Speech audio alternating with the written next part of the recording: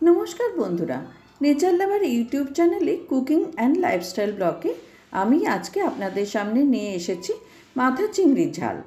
रोज रोज नतून नतून रान्ना आपनादेर सामने निये आसते इच्छे करे, ताई आज मने पड़लो मा ठाकुमादेर हारिये जावा एई रान्नाटिर कथा। एई रान्नाटी मा ठाकुमादेर काछ थेके शेखा। चिंगड़ी माछ भालो करे धुए माथागुलो आलादा करे सरिये राखलाम।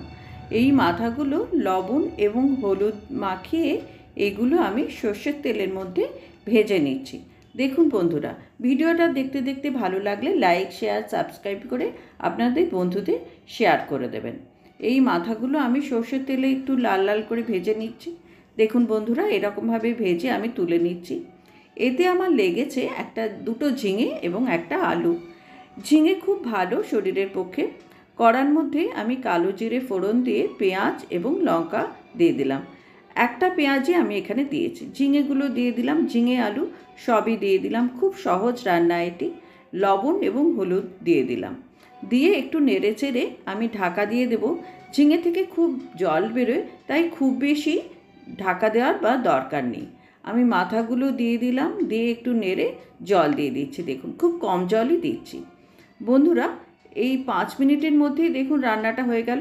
ঝিঙে সেদ্ধ হয়ে গেছে, সবই ছোট ছোট করে কাটা হয়েছিল। এবারে একটু সর্ষের তেল দিয়ে নামিয়ে দিলাম। ব্যাস, রান্নাটা হয়ে গেল। আমি চিংড়ি মাছগুলো দিয়েছি এখানে দেখতে ভালো লাগার জন্য, এবং স্বাদও একটু ভালো লাগবে। গরম ভাতের সঙ্গে একবার খেয়ে দেখবেন আপনারা। ভিডিওটা ভালো লাগলে লাইক শেয়ার সাবস্ক্রাইব করবেন, আপনার বন্ধুদের শেয়ার করবেন, নিজেরা বাড়িতে রান্না করে খাবেন। আজ এই পর্যন্ত, নতুন ভিডিওতে আবার দেখা হবে। নমস্কার।